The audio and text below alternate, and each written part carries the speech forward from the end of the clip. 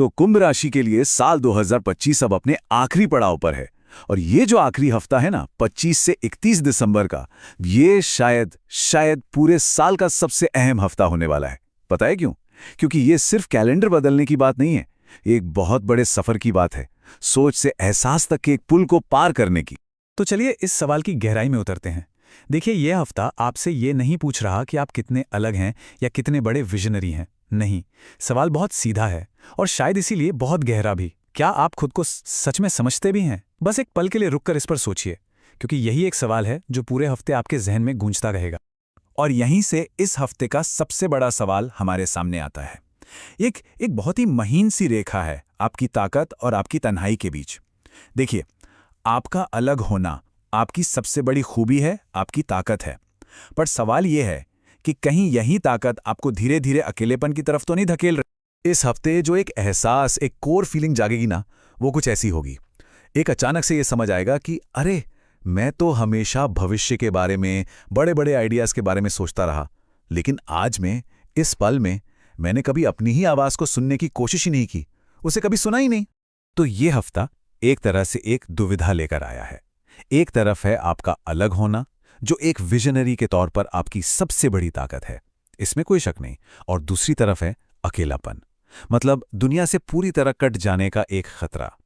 और चुनाव बस इसी बात का करना है कि अपनी इस खासियत का इस्तेमाल कनेक्ट करने के लिए करना है या डिस्कनेक्ट होने के लिए।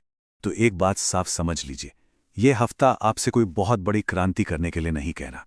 नहीं, ये सिर्फ एक चीज मांग रहा है, रिकनेक्शन। पहले खुद से और फिर उन लोगों से जो आपके लिए सच में मायने रखते हैं। सीधी सी बात है, अब दीवारों को गिराने का और पुल बनाने का वक्त आ गया है। लेकिन सवाल यह है कि आखिर ये बेचैनी, ये दबाव आ कहां से रहा है? चलिए थोड़ा उन कॉस्मिक फोर्सेस को समझते हैं जो आपके अंदर ये हलचल मचा रही हैं। ये जो टकराव है ना, ये असल में शनि और राहु के बीच का है।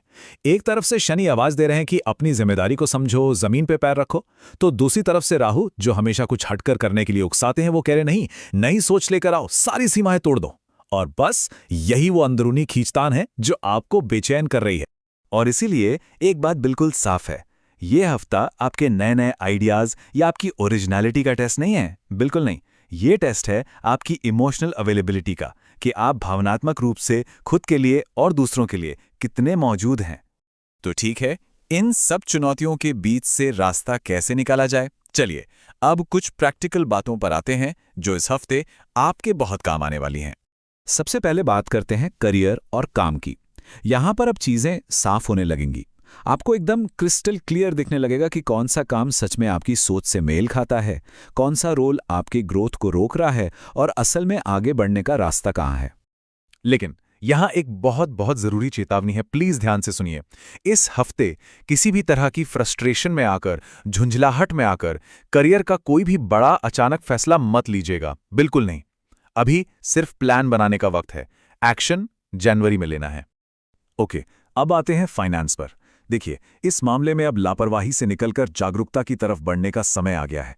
पैसों को लेकर जो एक बेफिक्री वाला एटीट्यूड है ना, वो अब महंगा पड़ सकता है। तो थोड़ा भविष्य की प्लानिंग पर फोकस करें, इंपल्स बाइंग से बचें और अपने फाइनेंशियल मैटर्स को इग्नोर करने के बजाय उन्हें ऑर्गेनाइज करें।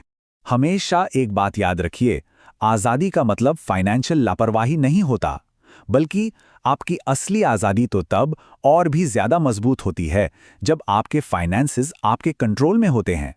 रिश्तों की बात करें तो हाँ, ये हफ्ता थोड़ा सा ऑकवर्ड महसूस हो सकता है।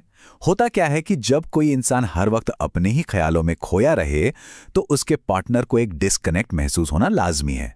तो बस याद ये रखना है कि इस हफ्ते आपकी इमोशनल प्रेजेंस आपकी इंटेलेक्चुअल दलीलों से कहीं ज्यादा जरूरी है।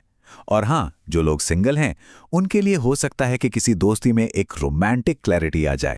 हेल्थ के लिहाज से देखें तो फिजिकली सब ठीक है, पर आपकी जो नर्वस एनर्जी है ना, वो बहुत हाई है।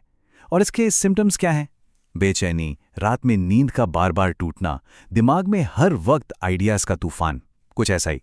और इसका सोल्यूशन बहुत सिंपल है, ग्राउंडिंग, यानी खुद को जमीन से जोड़ना। और ग्राउंडिंग के लिए बस ये 3 आसान से स्टेप्स हैं। पहला, थोड़ा नेचर से जुड़िए। दूसरा, साइलेंस को अपनाइए, दिमाग को थोड़ा शांत होने का मौका दीजिए। और तीसरा, अपनी रूटीन को थोड़ा स्लो डाउन करिए। हर चीज में हड़बड़ी करने की कोई जरूरत नहीं है। और अब हम आते हैं इस हफ्ते के सबसे बड़े सबक पर, वो सबक जो 2026 के लिए एक पुल का काम करने वाला है।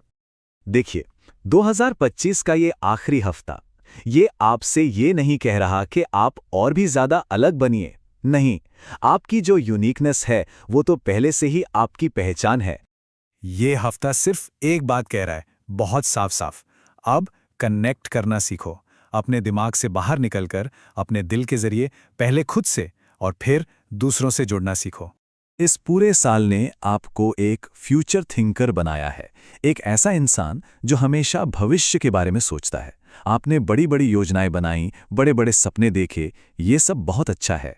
लेकिन अब यही साल जाते जाते आपको एक प्रेजेंट फीलर बनाना चाहता है, एक ऐसा इंसान जो सिर्फ सोचता नहीं बल्कि प्रेजेंट में, आज में महसूस भी करता है।